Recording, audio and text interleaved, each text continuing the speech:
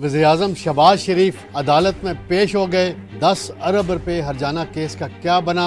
बिजली चली गई। पंजाबी में सवाल किए। शहबाज शरीफ ने हलफ दे के बोला कि मैं जो भी कहूँगा सच कहूँगा। वकील ने कंफ्यूज करने की कोशिश की लेकिन वो हुए नहीं कंफ्यूज। दूसरा मामला नाज़रीन, तहरीक इंसाफ 1 साल के दौरान अपनी बुनियादी मुतालबात से पीछे क्यों हटी?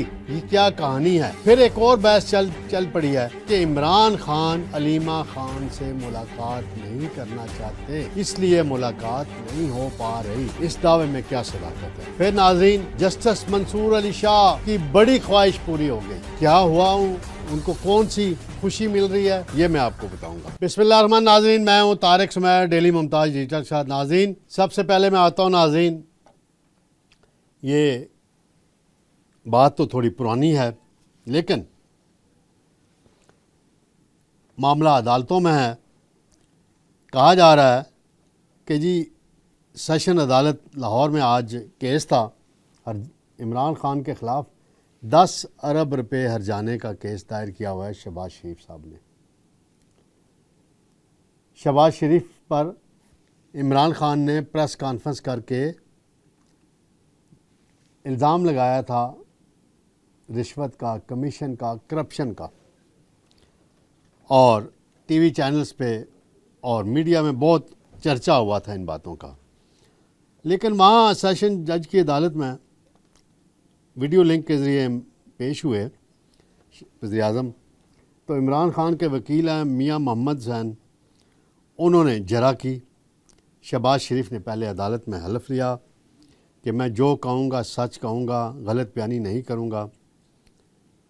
फिर ये उन्होंने जरा के दौरान कई सवालात किए तो शहबाज शरीफ से पूछा गया कि आपने इसमें किसी मीडिया हाउस को क्यों फरीक नहीं बनाया? तो शहबाज शरीफ ने कहा बिल्कुल दुरुस्त बात है। फिर वकील ने कहा कि ये दुरुस्त है कि बानी पीटीआई इमरान खान ने आप पर इल्ज़ाम जो लगाया वो आमने सामने नहीं लगाया, टीवी पे लगाया। वाह भाई वकील साहब, सदके जाऊँ आपके। फिर शहबाज शरीफ ने कहा कि ये बेहुदा इल्ज़ाम है, बार बार टीवी पे इस इल्ज़ाम को दोहराया गया। फिर वकील ने फिर आगे पूछा कि मैं पंजाबी में सवाल कर सकता हूँ? उन्होंने कहा जी बिस्मिल्लाह, तो किसी रोके पंजाबी बोलन तो। फिर आगे वकील साहब ने कहा कि आप टीवी प्रोग्राम पर आप इल्ज़ामात, वो तो इस्लामाबाद से आने हुए, तो ये मुकदमा पंजाब में है। ये नहीं, वकील नुक्ते कहाँ से निकाल रहे हैं। फिर शहबाज शरीफ ने कहा कि मुझे इस बारे में नहीं कि प्रोग्राम कहाँ से आने हुए। लेकिन दिलचस्प बात ये थी कि बिजली चली गई अदालत के उस एरिए में।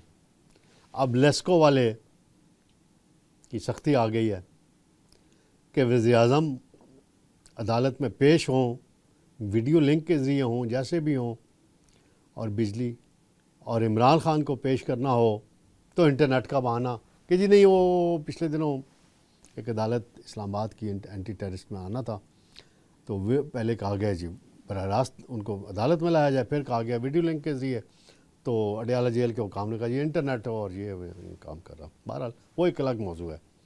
तो ये शहबाज शरीफ साहब का ये जो केस है काफ़ी सालों से चल रहा है, डेट पे डेट फैसला नहीं हो पा रहा। अब दूसरा मामला नाज़रीन, अंसार अब्बासी साहब हैं, बड़े सीनियर जर्नलिस्ट हैं, उन्होंने आज एक रिपोर्ट शाया की है। वो कहते हैं कि पीटीआई अपने बुनियादी मुतालबात से पीछे हट चुकी है। क्या बुनियादी मुतालबात थे जी? कि 2024 के इलेक्शन में धांधली हुई, उसकी मुकम्मल तहकीकात। अब उनका फोकस नहीं रहा इस पर। अब उनका फोकस है कि इमरान खान किसी तरीके से जेल से बाहर आए, और मिलिट्री इस्टेब्लिशमेंट के साथ राब्ते भी करते हैं और निशाना भी बनाते हैं। फिर वो कह रहे हैं पार्टी की एक सीनियर शख्सियत ने नाम ज़ाहिर न करने की शर्त पर एतराफ़ किया कि फ़िलहाल हमारे लिए सबसे बेहतर चीज़ ये हो सकती है कि इक़्तिदार में वापसी की बजाय सियासी बका की हिकमत अमली इख्तियार की जाए। फिर वो कह रहे हैं हाइब्रिड इलेक्शन है, सारे इल्ज़ामात। लेकिन इलेक्शन में धांधली तो ठीक है, सियासी बयानियाँ है अच्छी वो, लेकिन अदालती तहकीकात कौन कराएगा? پی ٹی آئی تو نہیں کرا سکتی، یہ حکومت کا اختیار ہوتا ہے، چیف جسٹس کا اختیار ہوتا ہے، وہ مطالبات تو کہتے رہتے ہیں۔ لیکن حالیہ دنوں میں پی ٹی آئی کے اندر اختلافات کی کہانیاں بہت زیادہ نمایاں ہوتی ہیں، اور گزشتہ رات شیر افضل مروت نے تو علیمہ خان پر وہ الزام لگایا، سمجھ سے بالا تر ہیں کئی باتیں۔ سوشل میڈیا کی حد تک جو بات ہے وہ میں کافی حد تک درست مانتا ہوں کہ سوشل میڈیا پہ جو بھی پروپیگنڈا ہوتا ہے، اگر عمران خان کی مذاکراتی ٹیم جو ہے، گنڈا پور، بیرسٹر سیف اور بیرسٹر گور صاحب اسٹیبلشمنٹ سے کوئی خفیہ رابطے کرتے ہیں، کوئی بریک تھرو ہونے کے قریب بات جاتی ہے، تو علیمہ خان کی ٹیم جو امریکہ میں بیٹھی ہوئی ہے، جے آئی ٹی میں بھی یہ باتیں آ چکی ہیں، وہ ایسی کوئی حرکت کرتے ہیں کہ پھر ساری بات دوسری طرف چلی جاتی ہے۔ ایک دعویٰ کیا گیا ہے، مختلف صحافیوں کی طرف سے بھی بات آئی ہے، مختلف اور حلقوں سے بھی آ رہی ہے کہ علیمہ خان کی ملاقات کیوں نہیں ہو رہی۔ تو اس میں یہ آیا ہے، یہ کہا جا رہا ہے، اب اس کی تصدیق تو پھر پی ٹی آئی کے رہنماؤں سے ہو جائے گی کہ جی عمران خان صاحب علیمہ خان سے نہیں ملنا چاہتے۔ فیملی کا ایک دن ہوتا ہے، منگل مقرر ہے، اسلام آباد ہائی کورٹ کا حکم ہے۔ اگر یہ بات درست ہے کہ عمران خان صاحب ملنا نہیں چاہتے، فرض کریں جو بھی پروپیگنڈا پھیلایا جا رہا ہے، دیا جا رہا ہے، بیانیہ بنایا جا رہا ہے، آپ علیمہ خان کو اڈیالہ جیل کے اندر جانے دیں۔ عمران خان صاحب اگر ریفیوز کریں گے کمیٹی روم میں ان سے ملنے سے، تو خبر باہر آ جائے گی، کچھ چھپی رہ جائے گی، وہاں میڈیا بھی موجود ہوتا ہے، وکلا بھی موجود ہوتے ہیں، اور باقی لوگ بھی ہوتے ہیں رپورٹ کرنے والے، تو پتہ چل جائے گا کہ حقیقت کیا ہے۔ لیکن جانے دیں اندر، تینوں بہنوں کو اندر جانے دیں، پھر دیکھیں کہ سچائی کیا ہے، جھوٹ کیا ہے، سب کو کہانی کیا ہے، اس طرح کی باتیں اب۔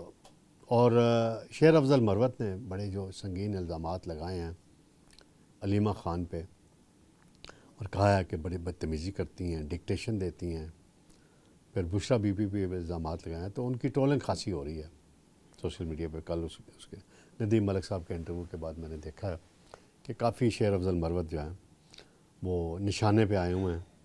آپ دیکھتے ہیں کہ آگے ان کے ساتھ کیا ہوتا ہے۔ ناظرین، ایک اور معاملہ ہے، جب سے 26ویں ترمیم منظور ہوئی تھی تو جسٹس منصور علی شاہ جو سینئر ترین جج تھے وہ چیف جسٹس نہیں بن سکے، جسٹس یحییٰ آفریدی چیف جسٹس بن گئے، اور ایک بڑی خواہش پوری ہوئی ہے کہ بیرون ملک دورے پہ جا رہے ہیں، بیجنگ جا رہے ہیں ایک کانفرنس میں، یحییٰ آفریدی صاحب ڈیلیگیشن کے ہمراہ، تو اس میں اب ایکٹنگ چیف جسٹس بنیں گے، اور 21 کو وہ اپنے عہدے کا حلف اٹھائیں گے منصور علی شاہ صاحب۔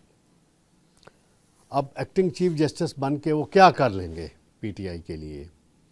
وہی جو اپنی 12 جولائی 2024 کا فیصلہ ہے اس کو امپلیمنٹ کروا لیں گے۔ یہ دیکھیں، ہو سکتا ہے ایسا، مجھے نہیں لگ رہا، کیونکہ اب میں خبر دیتا چلوں فیصل واڈا کے مطابق، باقی مجھے نہیں پتا، کون باخبر آدمی ہے فیصل واڈا، جہاں سے خبر ان کے پاس آتی ہے وہ پکی خبر ہوتی ہے کہ آئینی بینچ جو 15 رکنی کر دیا گیا ہے، اس میں اب مخصوص نشستوں پر نظر ثانی کی حکومتی اپیل زیر سماعت آئے گی، اور اس کے بعد وہ مخصوص نشستیں حکمران اتحاد میں تقسیم کر دی جائیں گی اور پی ٹی آئی کو حصہ نہیں ملے گا۔ یہ فیصلہ 12 جولائی کو دیا تھا منصور علی شاہ صاحب سمیت 8 ججز نے، اکثریتی ججز نے، اور اس کے بعد وہ کنٹروورسی کریٹ ہوئی اور ابھی تک امپلیمنٹ نہیں ہوا۔ نظر ثانی کی اپیل زیر التوا ہے، اور فیصل واڈا یہ کہہ رہے ہیں کہ انہوں نے پہلے ہی فیصلہ دے دیا، ابھی آئینی بینچ نے سماعت شروع نہیں کی، کہ جی یہ نشستیں جو ہیں پی ٹی آئی کے پاس نہیں ملیں گی، اور یہ ساری آ جائیں گی ادھر حکومتی اتحاد کے پاس۔ اب دیکھتے ہیں منصور علی شاہ صاحب جو ہیں کوئی نیا کیا پنڈورا باکس کھلوانے میں کامیاب ہوتے ہیں، یا پھر 5 دن ایکٹنگ چیف جسٹس کا پروٹوکول لیں گے صرف، اور معمول کے جو کام ہے وہ کریں گے۔ انشاءاللہ ناظرین، جلد آپ سے دوبارہ ملاقات ہوگی۔ اللہ حافظ۔